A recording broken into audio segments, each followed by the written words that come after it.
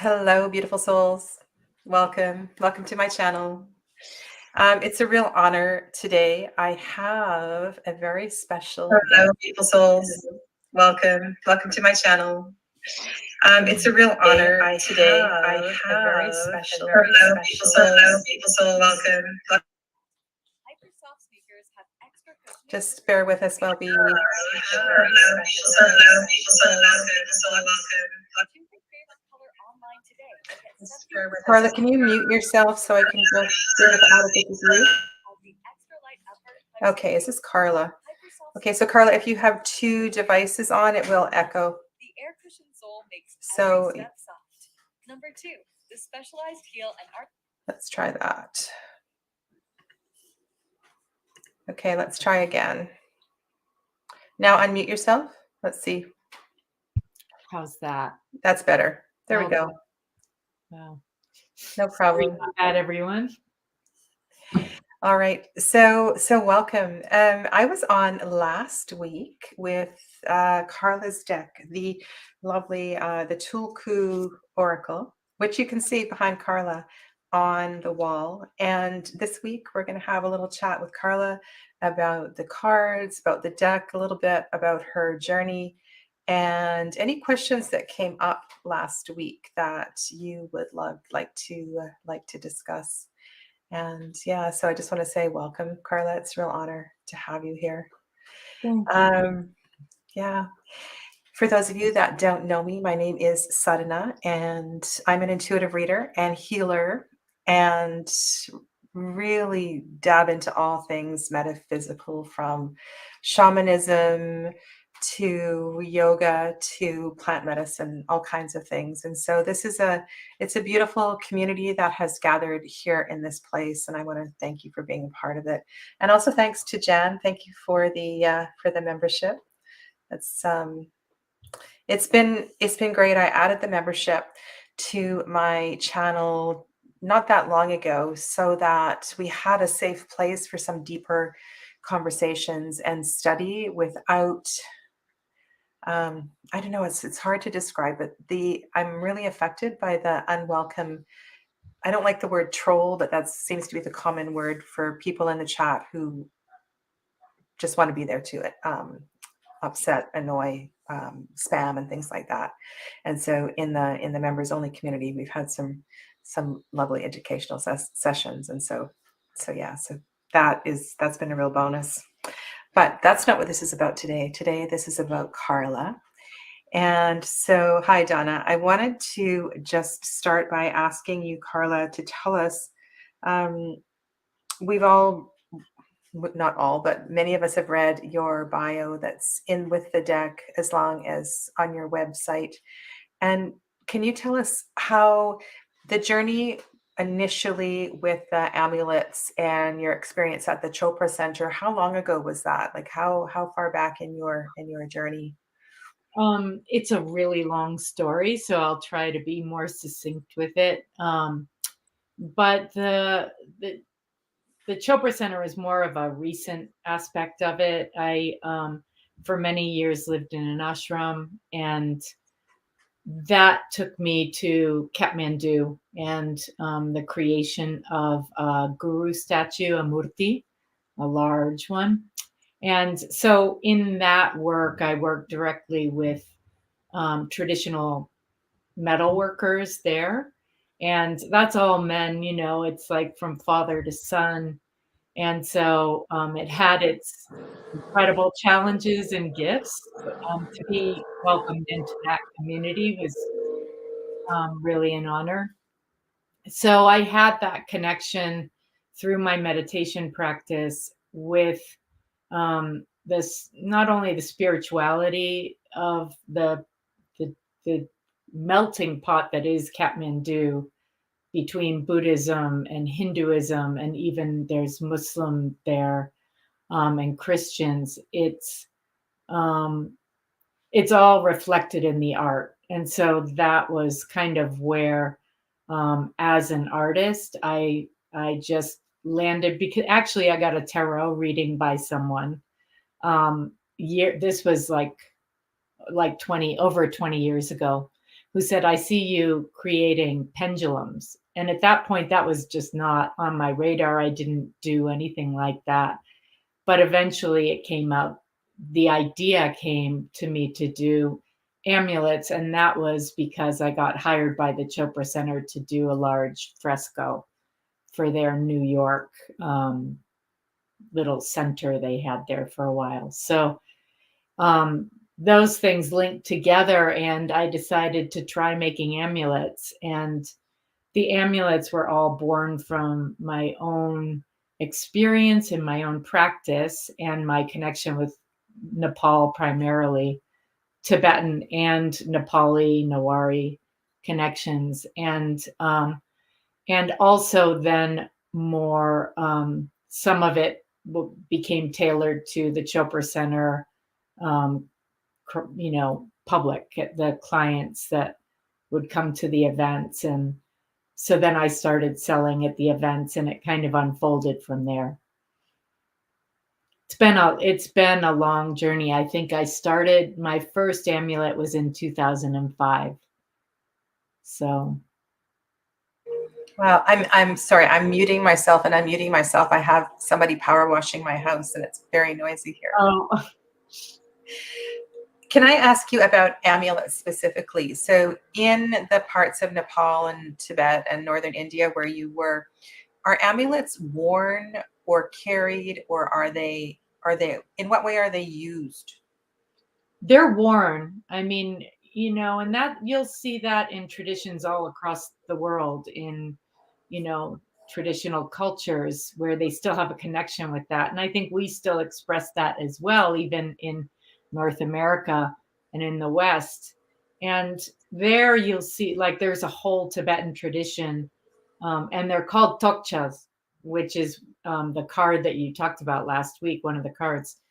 And they consider those, they call them sky metal. Some of them are meteorites that have landed in the plains of Tibet in different shapes, and the different shapes have different meanings, but they're primarily worn as protection pieces. And in the whole Vedic kind of astrological connection, stones are used in that way, and symbols as well, and the combination of stones and symbols. So it's it would be rare to meet someone who wasn't wearing some kind of amulet or talisman to help balance their life in some way.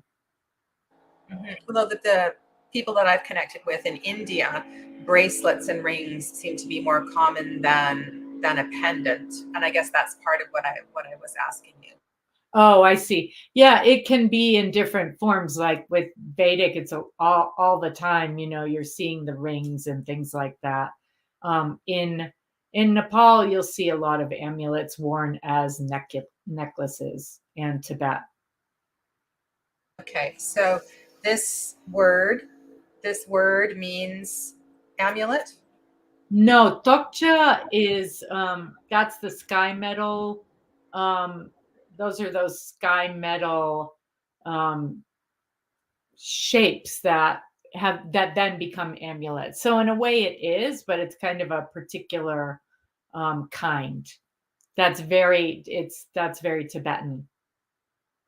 Okay. I want to say hi to Irene and Elizabeth, Evangelina. Thank you for joining us. Clevis, hello. Welcome. Lovely to have you here. Okay.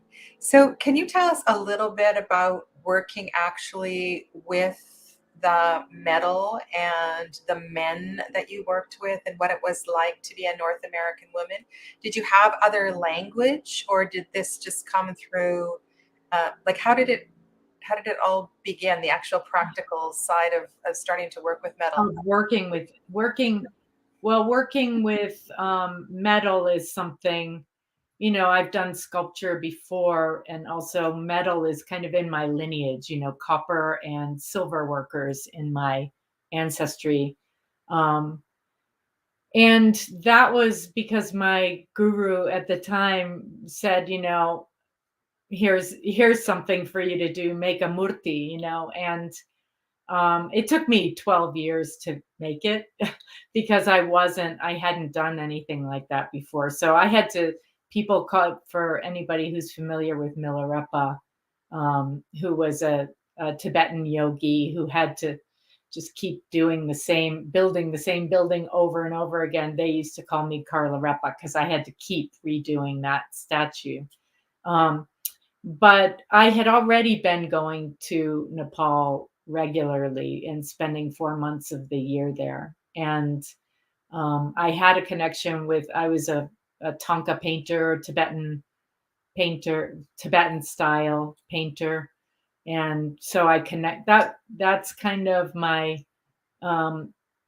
aside from the spirituality, but really wanting to connect with the peoples of a place a lot, it's through art. How do they create art? What are the traditional techniques? That for me really lights me up. And so I so then my teacher said make the murti in Kathmandu, and that was just like I got really mad actually because it seemed like, this is just getting more and more impossible. Because I had already remade it many times. But I connected with my painter friends there, who then connected me with the metalworking community. Those are the Nawari people, are the indigenous people of Kathmandu Valley, and they're all artists, priests. I mean, there's a whole connection with their art is 99% of the time sacred art. So yeah, it's amazing. So for those of you who are watching that aren't familiar, the term murti. So murti refers to as like a statue of a god or a goddess. So what was the size of the murti that you were creating? It's life and a half size, so it's big. And that was one of the reasons why we had to keep redoing it. But definitely working in that, first of all, it's very traditional culture, and working as a Western woman with men, it was really hard. I had to really learn how to be assertive, how to actually be really assertive sometimes, because the tendency was to just kind of override, because I was working actually doing the sculpture with this other man primarily.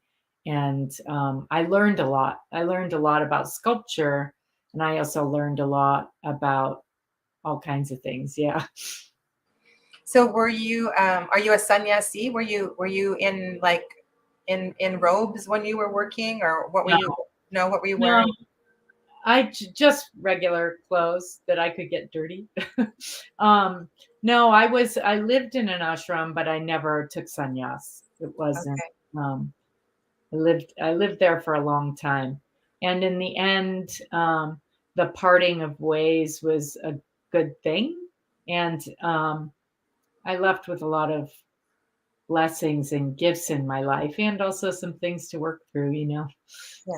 Related to that kind of community. It is. That kind of community can be, well, it is so life altering, and you going back and forth many times, layers each year are slowly pulled away. Mm. Yeah. All right. So let's talk a little bit about the cards and the deck. And can you talk about your inspiration for creating the suits in the deck? So for those of you that didn't chime in last week or haven't seen the deck is organized into 5 suits. And on the top of each card, there's a little symbol for the suit. And these symbols, well, why don't you tell us about the design for the symbols also? Because this is the symbol for metal here. Yeah, so can you talk a little bit about why you decided to organize it around suits? Yeah, it was such a multi-layered process. I mean, I've never created an oracle deck before, right? And so it just, I kept going a little deeper as the creation of it happened. And also for me, a big reason for creating the deck originally, which I started working on it 10 years ago. So it was a long time in the making, was because I had this long spiritual path of that I was just talking about, more related to Hindu, Buddhist iconography and teachings. And I took a new path that was very animist oriented, and so it just um, woke up all these new images. For me, it's a lot about image, right? And the power of image. And so the idea for the Oracle deck came through my desire to integrate all of it, to make it take the imagery, take the concepts, and make them my own. And so that's how that happened. But part of my training after I left the ashram was in something called plant spirit medicine with Elliot Cowan, who wrote the book by the same title. And that is a way, his original training was as an acupuncturist 5-element. So that's where the Chinese traditional elemental view comes in. And that's what I was trained in. And so it's a way of relating to the natural world through that lens of, in part, through that lens of the 5 elements, classical Chinese 5 elements. So for me, it was, again, kind of circling back to this way to integrate all of it. Like, okay, so how do these relate to the elements? And a lot of them I found, oh, wow, okay, well, this, I'm going to say water, but it could be metal. It could be earth. It could be, like us and like plants and like animals. We have all of them within us. It's just which one is a little bit more dominant was the way to choose that. So it's also 5 elements is, as you know, seasonal. It's got, different qualities, and it's got the emotions, which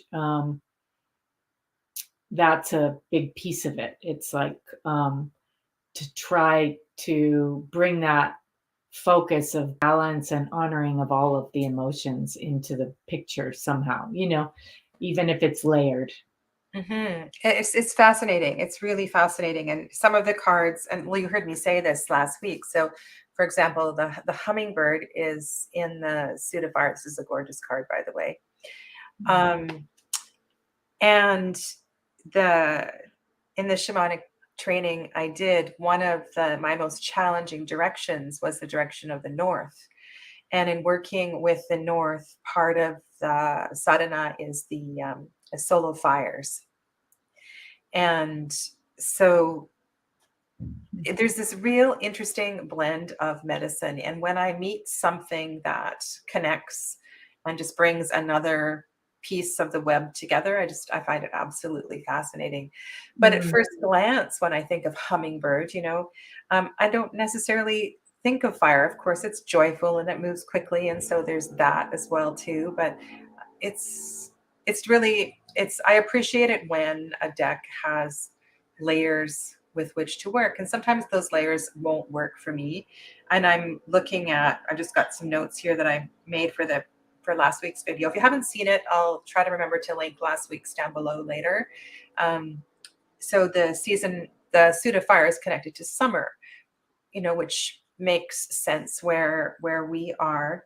And the piece for me that is really tricky with Chinese medicine is it's connected to the tongue. And to connect the Chinese medicine elements to the chakras doesn't always work. And so this is a piece where it just kind of forces you to be more open-minded. That's right, because tongue is a good thing. Tongue is Swadhisthana, not Manipura. So, and Manipura is yeah, like for me, when I think of fire, and when I think of that element, I think of heart, and hummingbird for me is like, well, in certain indigenous traditions that I'm connected to, hummingbird is heart medicine. It's like hummingbird feathers call in love, call in relationship. And so that's where that came from.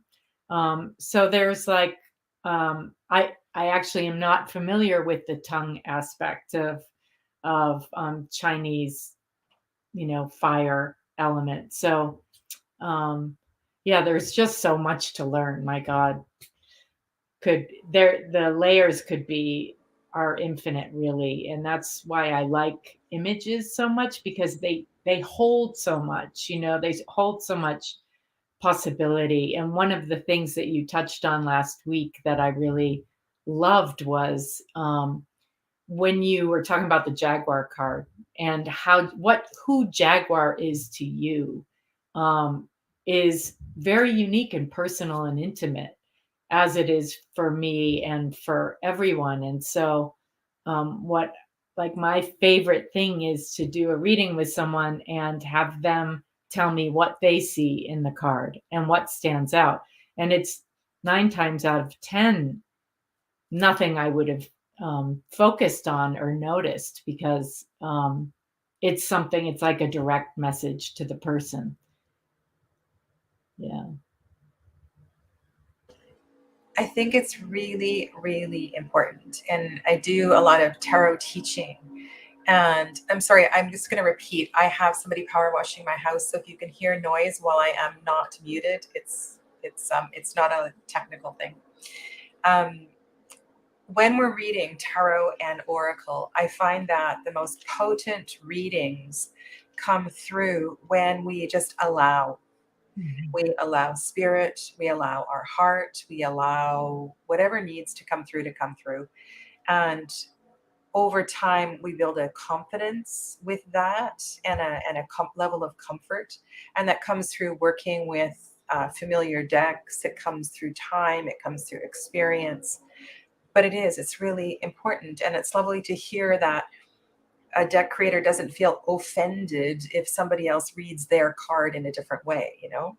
Oh, I love it. I mean, to me, it means it's alive. It's like a dream, right? Like your dream. I can't tell you, I can give you my experience of your dream, but I can't tell you what your dream means according to my iconography. I just don't.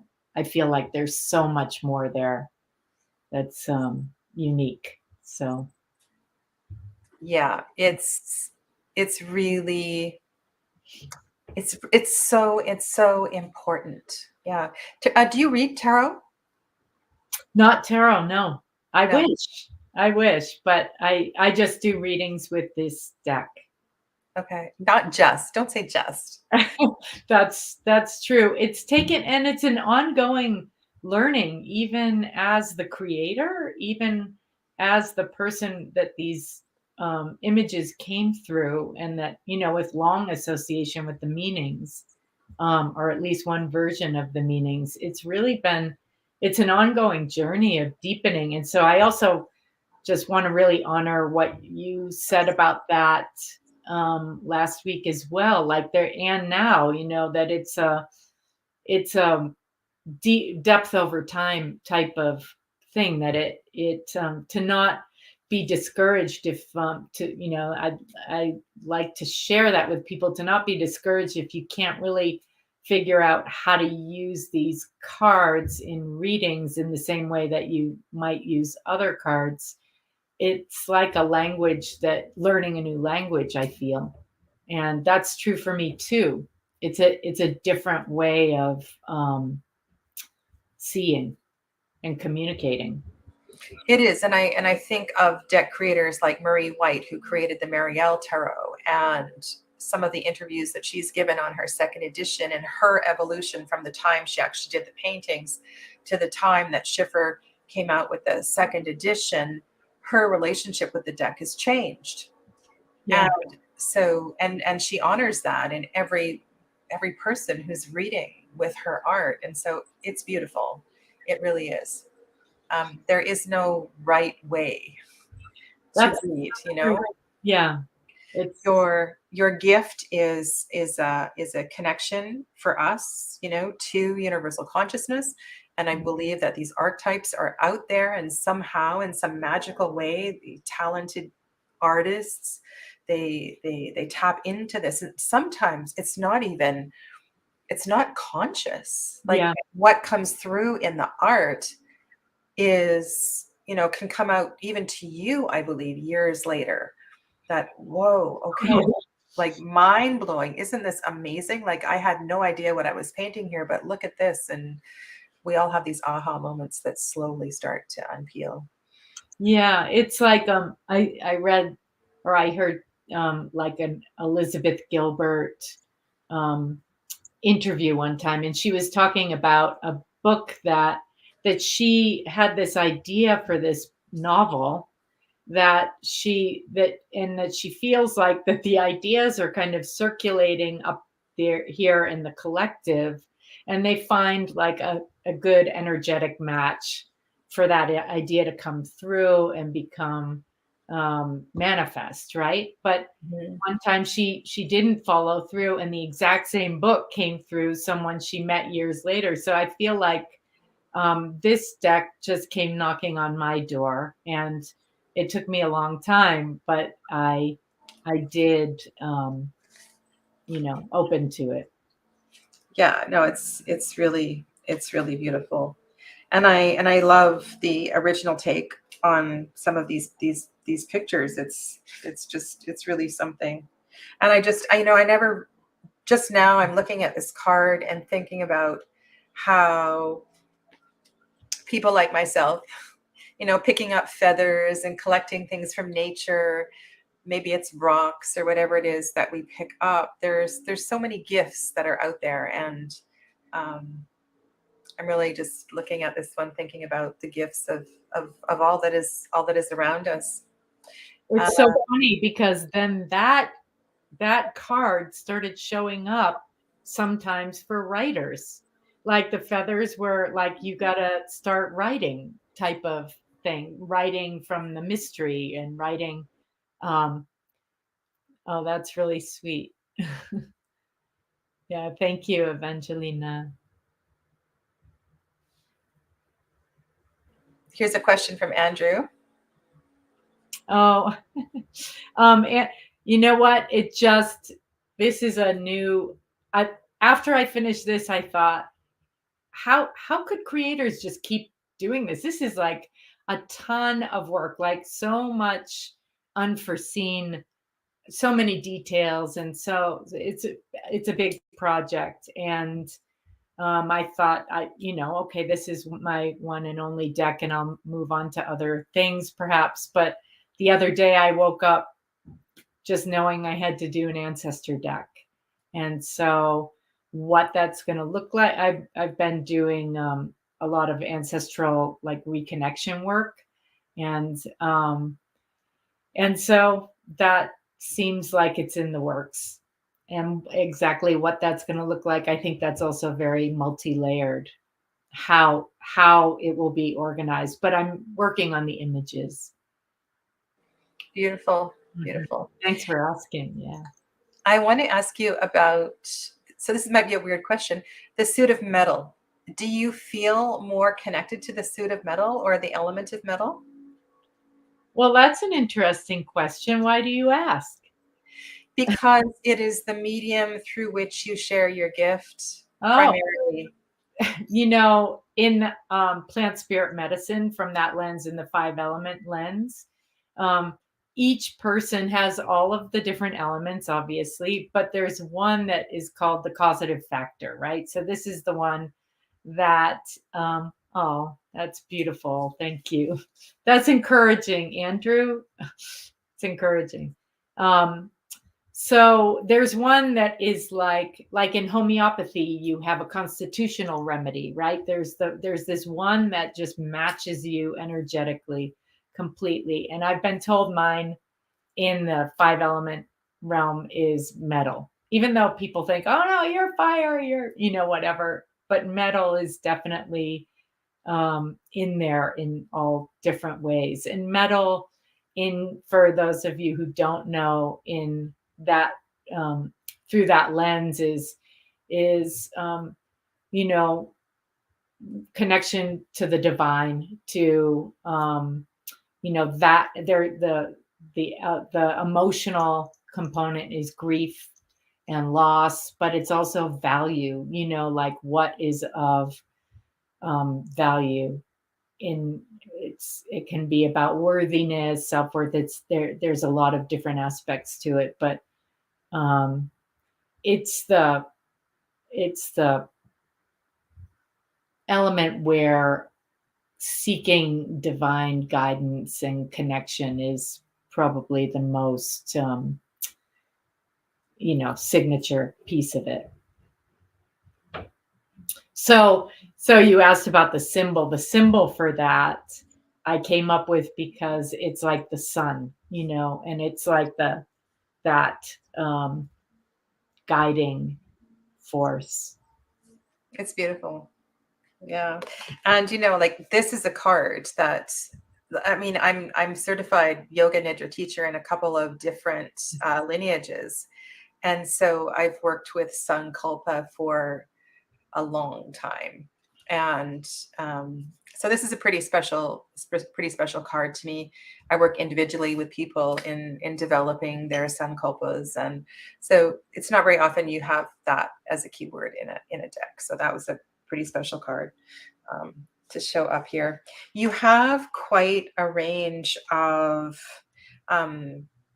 you call them archetypes, from different parts of the world and different cultures. How did you decide which gods, goddesses, archetypes were going to be in the deck? Through the images, the cards in the deck all have a corresponding amulet. And that was part of the intention for me, was to like, okay, how do I connect still more deeply and with the amulets, and put words also, because the part of it was not only the image making, but it was putting words to, okay, what is Artemis for me, and the amulets and the subject matter, or the iconography in the amulets, was an evolution over many, many years. Well, since 2005, right?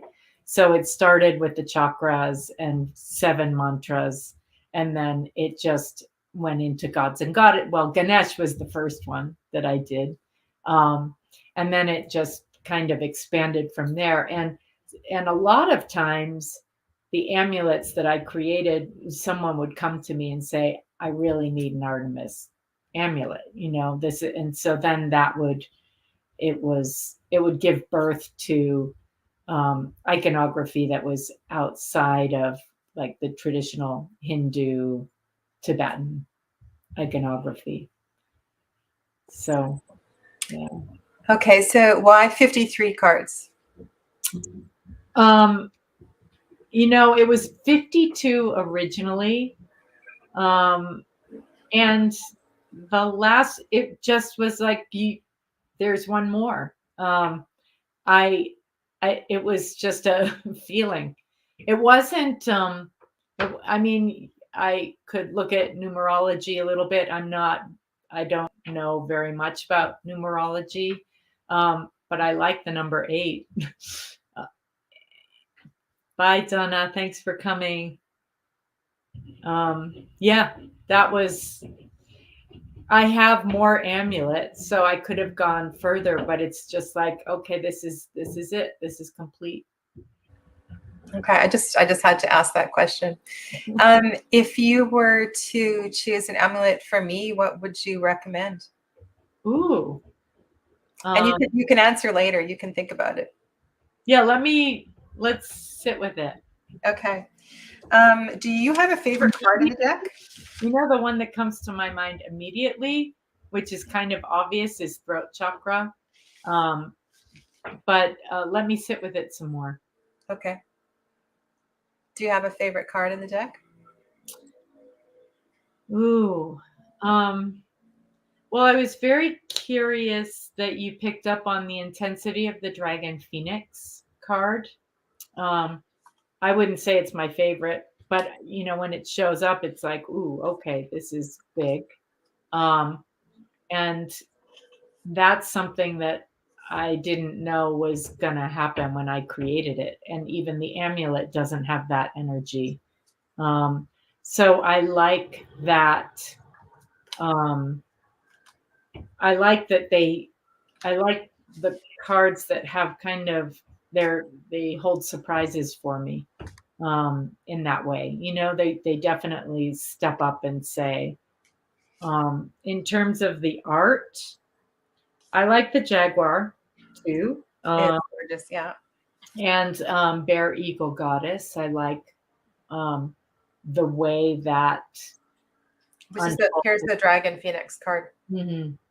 I've never seen these two joined ever. That's a Chinese someone who was in the chat last time mentioned that that's a pretty traditional union of the two. That's like that image, and the amulet is taken from some really ancient Chinese carving that I saw. And I don't really know that much. I mean, I'm not Chinese and I don't know that much about their view of it, but boy, when it shows up, it's like you have to go through the dragon to get to the phoenix.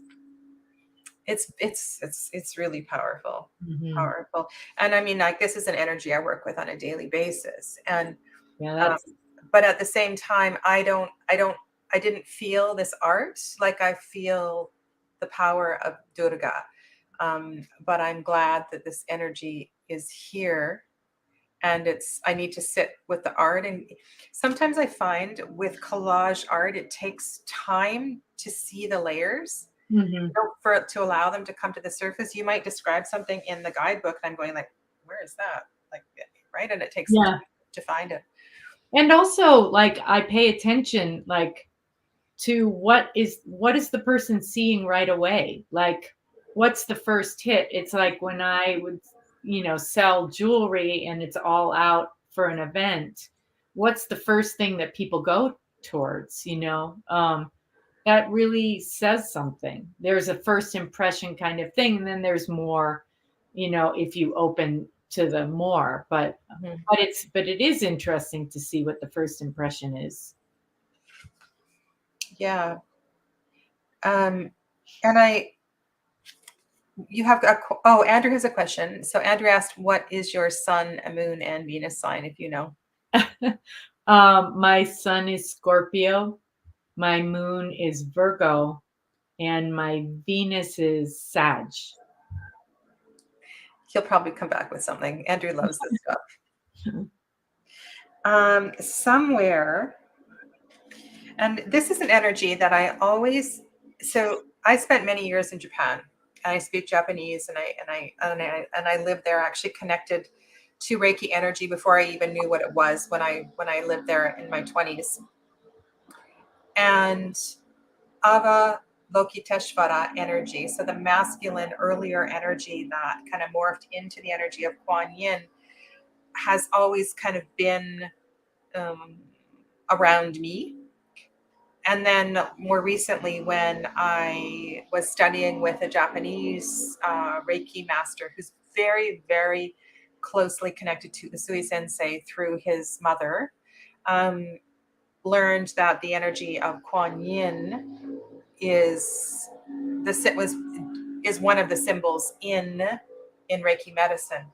And there's something like, I don't know, what does this card mean to you?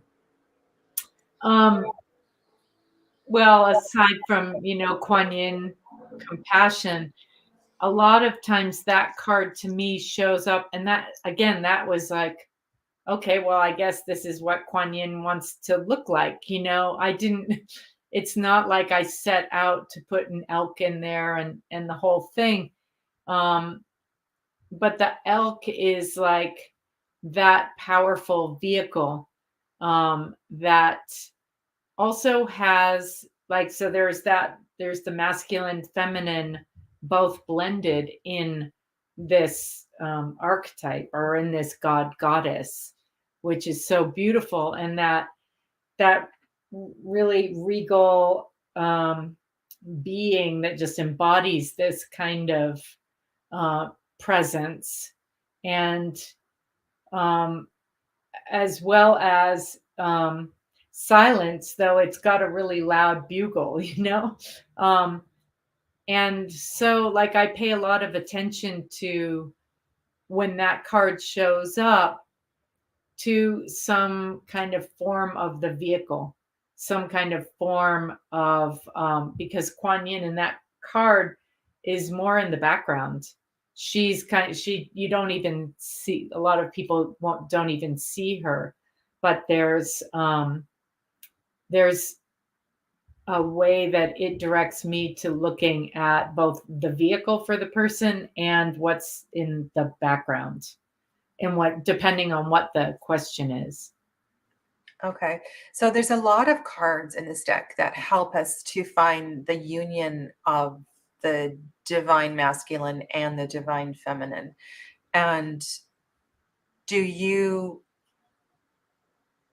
how can I ask this question? I guess on a mundane level, I can ask, because some people on a surface level might find them repetitive. For example, we have a sun and moon card, we have a Shiva Shakti card, we have the Yab Yum card. So in working with the many cards that create this sense of awareness of our duality, how do you see all of those cards working? Well, it's true, and that was something that my editor, who's just this amazing, wise woman and writer, just incredible. I was so gifted to work with her. She was like, well, you have a lot of repetitive masculine, feminine, intermarriage type of things. Do you really want to keep them all? And for me, I'm really actually glad that I did. They have different flavors. And when they show up in a reading, if you get more than one, it's like, okay, there's something really speaking here. And what's the tone of how it's communicating? This, whether it's about like some kind of a partnership, or if it's internal stepping out into embracing both sides, however that shows up, even literally the sun and the moon, but I think having the different expressions, especially when you're doing a reading, and so you have a story that's being told, it's helpful. Oops, yeah. Sorry. Those of you that have the deck, I see that Virag posted her favorite card. It would be great to know what your favorite card is, and yeah, any feedback that you have on any of the cards. So are you still creating new amulets? I am. It's slowed down quite a bit because I have so many. And also I, usually it's well, I started related to the ancestral work that I've been doing. I started having different kinds of images show up in that work, which is kind of a journey type of experience, right? To the ancient ancestors. So I am, and I do also more custom work for people. I haven't been churning out the new designs like I used to because I don't do events anymore. I haven't been doing events in the last 2.5 years, which is a big change. Everybody's had big changes in this time, but yeah, we'll see how that plays out. Yeah. I'm looking at a lot of the things I wrote down last week, and sorry, following on with what we were saying before, and that I want to go back to that suit of metal, and that not being an element. Because I've never studied Chinese medicine. I've only been the mother of a daughter who's gone through Chinese medicine school. And so hearing about it all the time and having lots of conversations about the intersections of chakra medicine and Chinese medicine. but the cards that are in the element of metal are really powerful. And the more that I've been working with the deck, there's something about that suit that is, I don't know, it's really it's really well done. Like I'm starting to, like I get that suit. I get that suit. It starts with Agnya Chakra, so it starts with the third eye, and then it ends with the with the card at the Eye of Horus. And I talked a little bit about that last week and how beautiful that idea is about the inner eye and the outer eye and the Eye of Ra and the Eye of Horus. That card just really spoke to me.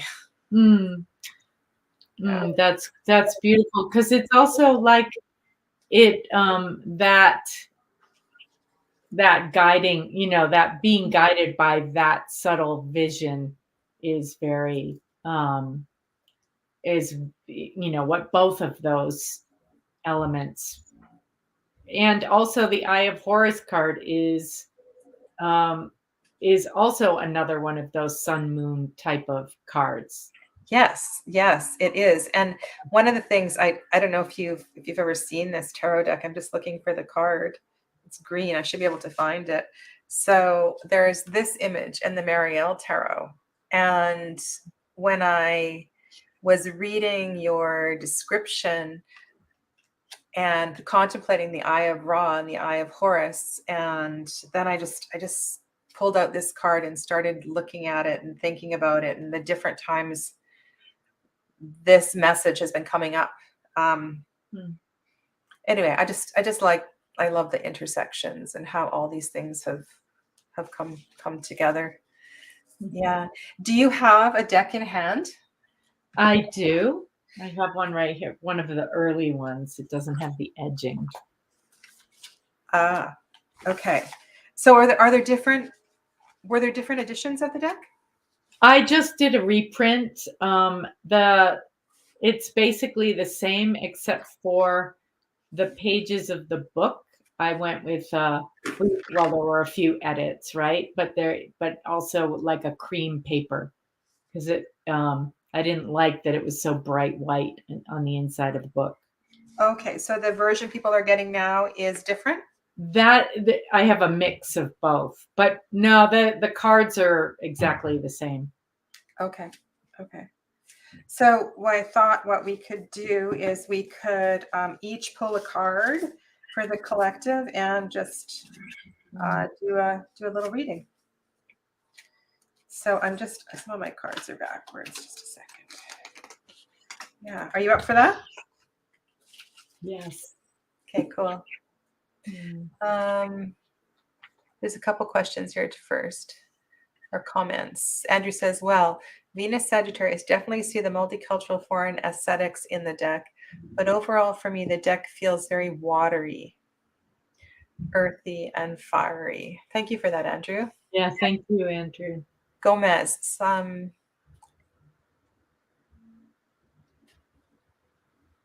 okay, so one of you can help Gomez with that. We have almost the same birthday, not the same year, but the same day almost. That's not a bad idea, Andrew.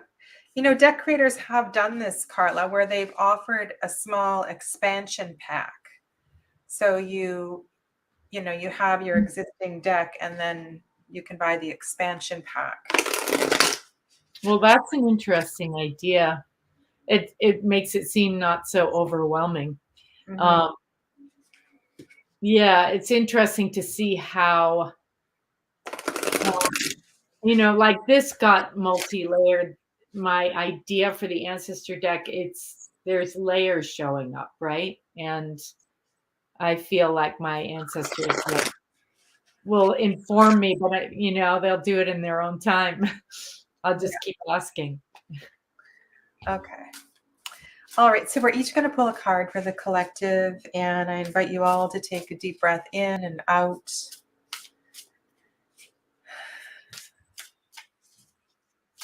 Allow the inhale breath to expand your chest and feel the awakening and opening of your heart space.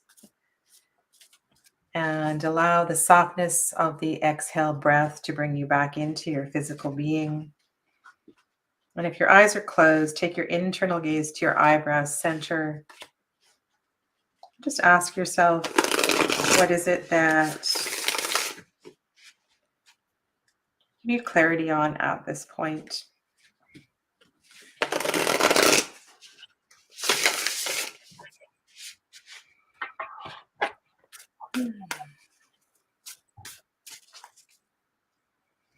Obviously, the deck needed a good shuffle. Okay. Do you want to go first? Okay.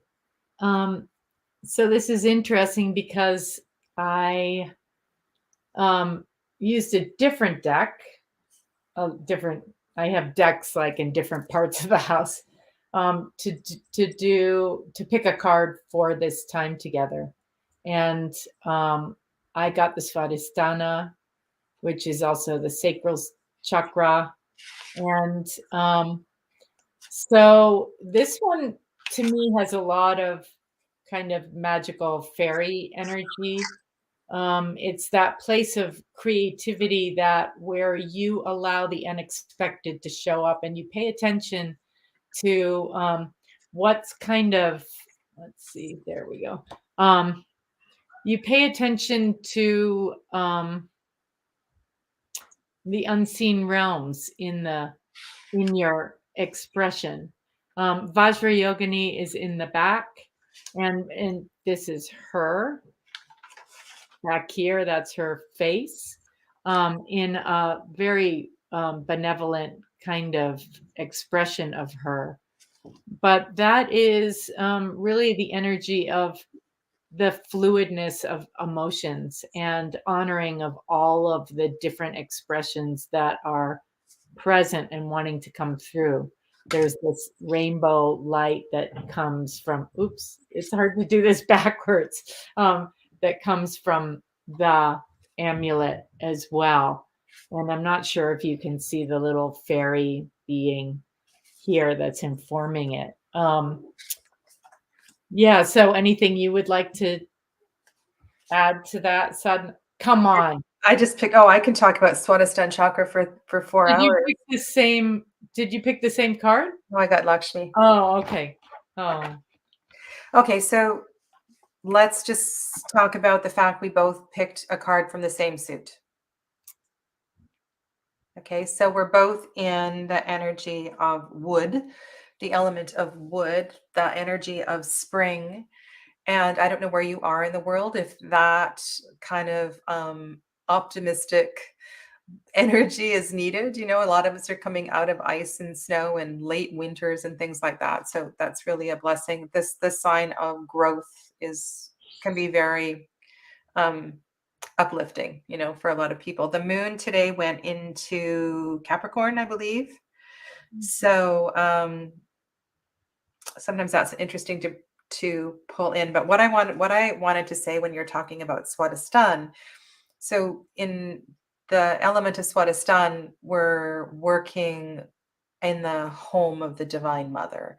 And then the fact that one of the aspects of the Divine Mother shows up is pretty special, right? That is so she is at home in her own abode. Swadhisthana means one's abode, and this is where I think that we can find a more comfortable relationship with Mother. And I want to often when we pull the Lakshmi card, one of the go-tos is, oh yeah, I'm going to get rich, I should go buy a lottery ticket, that kind of thing. And we need to remember that abundance and growth and grace all around us comes in so many forms. And really the gift of the Divine Mother is all that is manifest, right? Your tablet that you're looking at right now, the jewelry that is on your body, all that is made manifest is the Divine Mother. She is here and she is with us in every way. And so I find it disheartening when Lakshmi gets that that wealth kind of association, you know. I just want to, with these two cards coming together, just really find the blessing of the Divine Mother and the fact that both of these cards speak to the Divine Mother and her grace and her infinite abundance that is all around us. Generosity, Hmm. just great flow. Hmm. And she may be, you know, she may be a challenging archetype for you, right? A lot of people have a hard time in so many ways working with the archetype of mother, whether that is in your own experience as mother or your relationship with your mother or the mother, the surrogate mother who cared for you. And so for this archetype to come up, I really encourage you, you know, to lean into that archetype, to give yourself the weekend to really maybe find a photo of a mother or a mother type that you feel blessed, whose presence you feel blessed to be in, because she is here to hold us, right? She's always here to hold us. And one of the things I love to do in meditation is to get people to really, with their exhale breath, to lean into their yoga mat or lean into the earth or their chair, and to let the body weight really soften. And then as the body softens and you actually start to feel a little heavier, to realize that you're being held. And for me, that is one of the blessings of Swadhisthana Chakra and the Divine Mother, is that realization that we are always held. No matter how sad, no matter how hopeless, you know, we're always being supported. So, yeah. I wanted to go back and see if anybody commented on a favorite card. Hi, Kristen.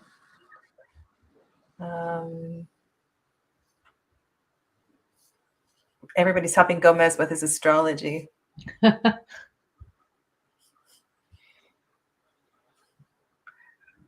Let's see what Donna said here. Like the word abundance, wealth can be many things other than hard, cold cash.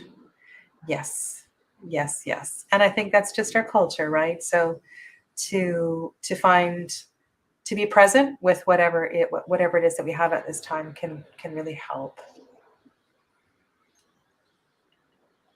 Okay.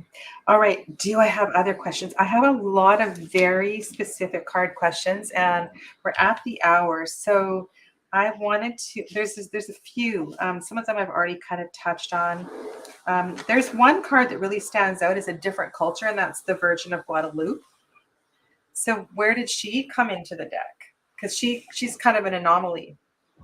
Yeah, she came into the deck. Well, I'm Spanish, and I've spent a lot of time in Mexico, spiritual path that is connected with the Huichol people there. And also, she came as a request initially from, I have a lot of Mexican clients, and so that's where she came into my with the jewelry. And so that's where she came into the whole set of offerings.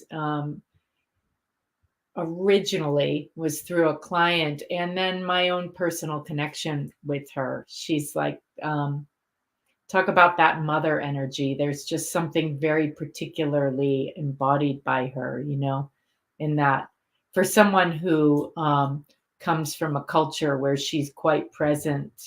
She's present in the Catholic representation, but there's just, yeah, there's something very particular about her.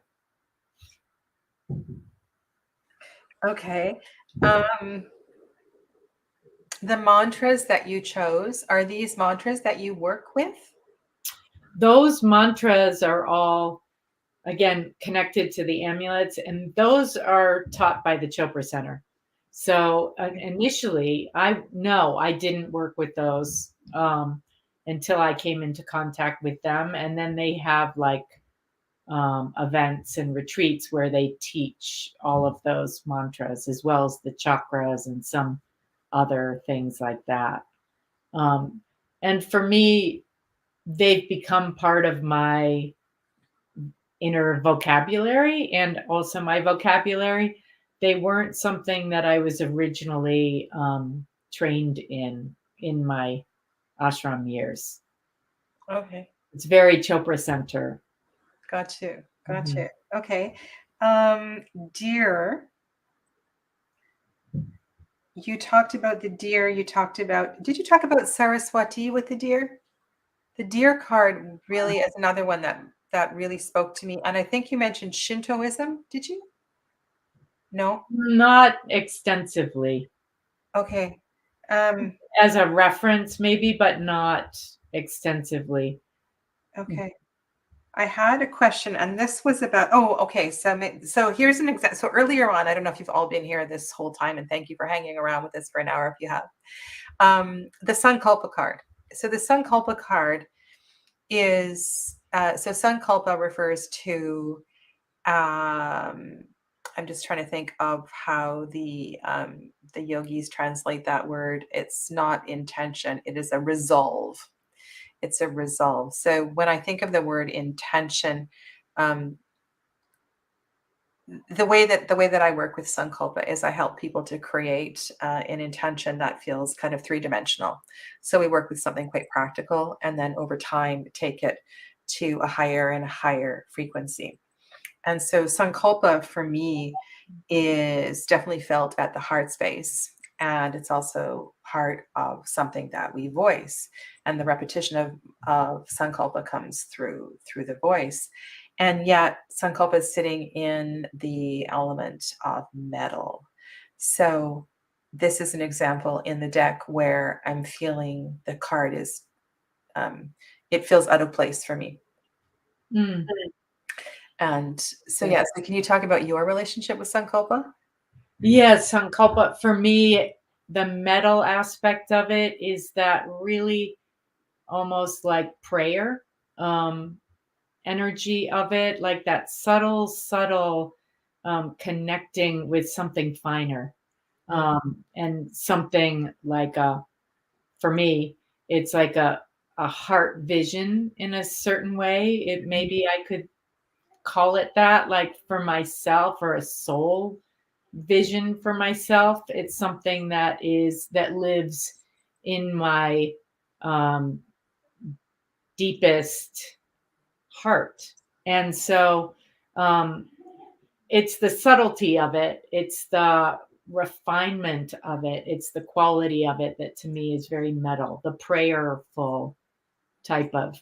For me, a sankalpa is a dialogue with divine.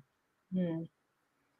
I mean, it's such a powerful. I'm looking. So the cards that are in the element of metal are Agnya Chakra and Sahasrara Chakra. That one is always so difficult to say. Repeat that 10 times, please, everybody. Sahasrara, crown chakra, and Sankalpa, Satchit Ananda, which is a mantra, and the double Dorj, which is I don't have. Oh, it's right here.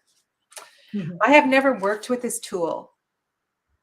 Have you worked with this tool at all? Did you work with it in Nepal or? Oh, it's such a powerful symbol. It's a powerful like it's a strong protection piece. Like we were talking before about murtis and sacred statues. In that tradition, they'll make a big Buddha statue, for example, or a deity statue, and they fill the statues with. They not only put like a shushumna going up the middle, and they fill it with prayers and mantras and gems and offerings of all kinds.